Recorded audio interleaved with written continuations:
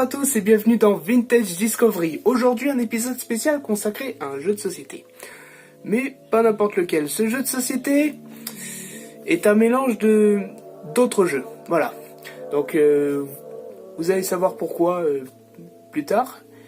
Et par contre, l'univers d'où il provient a une petite histoire. Et oui, une émission qui a vu le jour de 1988 et qui s'est arrêtée l'an dernier en 2018, qui a la particularité d'être une émission humoristique, qui est en fait un journal satirique télévisé et qui a la particularité d'avoir un humour venant de second degré.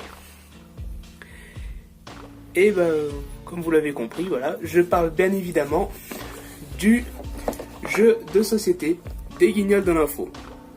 Alors ce jeu, c'est un mélange entre rigolade et culture générale, parce que ce jeu, au niveau question, reprend les références de l'émission de 1990 à 1994.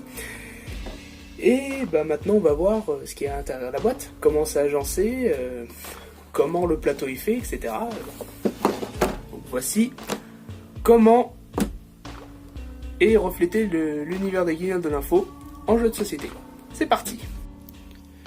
Donc voilà à quoi ressemble le plateau du jeu une fois ouvert. Donc là c'est un plateau qui est assez circulaire, qui fait un peu penser à tout ce qui est Trivia Poursuite, comme j'avais dit au début. Là on a les pions à l'effigie des personnages de l'émission, donc des pions qui ont eu une assez belle finition, hein. Et au niveau de la matière on est sur du caoutchouc. Donc là au niveau des personnages on a Édouard Balladur, Jacques Chirac, Philippe Gildas et Antoine Decaune. Alors sur le plateau on va s'intéresser un peu plus sur certaines cases. Donc par exemple ici, donc les cases questions. Donc les questions, c'est des questions qui sont en rapport avec l'univers des Guignols de l'info de 1990 à 1994.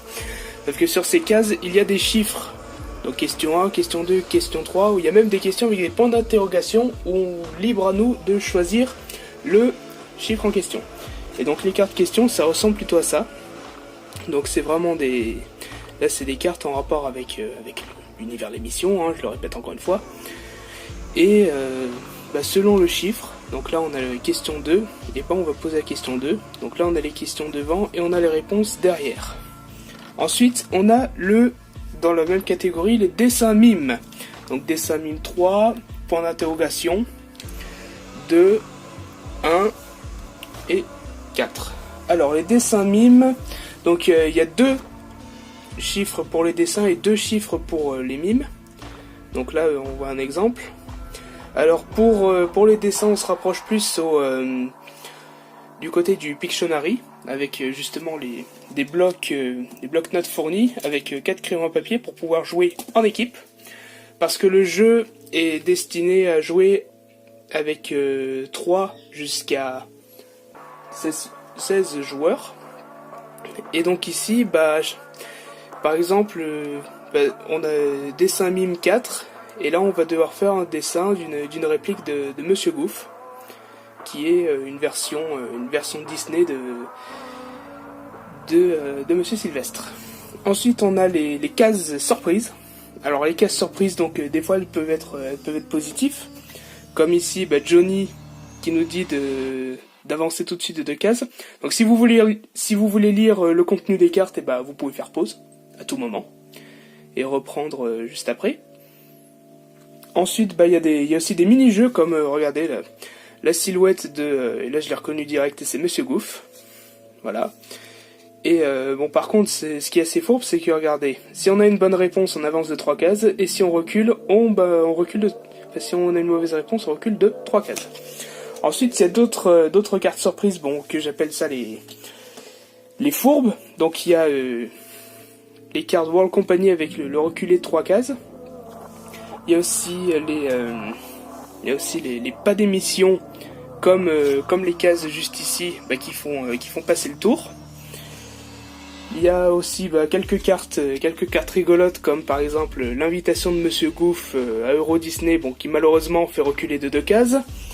Ou il y a aussi une espèce de carte Navigo, donc carte orange de Monsieur Jacques Calvé. Donc pour ceux qui ceux qui l'ont jamais vu dans l'émission, c'est une personne qui a toujours un problème avec sa voiture, donc comme vous le voyez en haut, à utiliser en cas de panne de voiture, et vous avancez de 2 cases.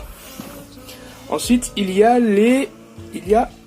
celle-ci, les jokers. Donc les jokers, c'est les jokers qui s'appellent la combina nanar. Et la particularité du joker, c'est que même si on a perdu une épreuve, si on utilise la combina nanar, on gagne. Et on reprend les règnes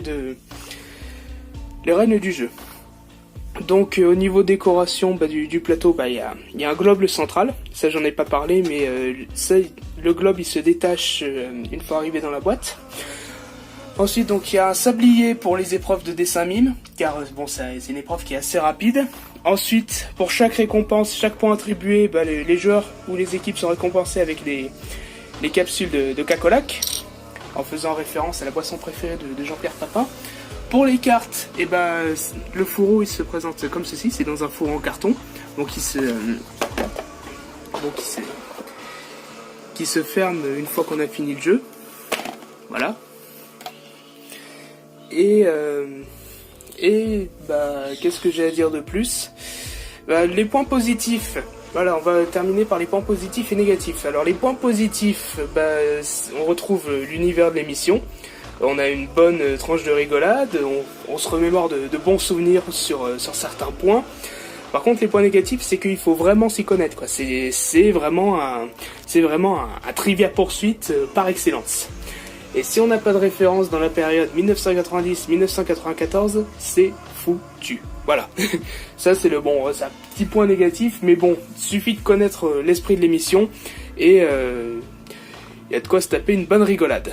Voilà, ainsi s'achève ce nouvel épisode de Vintage Discovery consacré au jeu de société des Guignols de l'Info. Donc si vous l'avez aimé, n'hésitez pas à laisser un pouce bleu, à vous abonner, à cliquer sur la cloche pour être notifié. Si vous voulez plus de vidéos consacrées aux Guignols de l'Info ou que vous voulez faire d'autres suggestions pour de prochains épisodes, les commentaires sont faits pour ça, et d'ailleurs je les regarde à chaque fois. Bon, en attendant, je vous dis à la prochaine, et n'oubliez pas, le vintage sera toujours au rendez-vous. Ciao!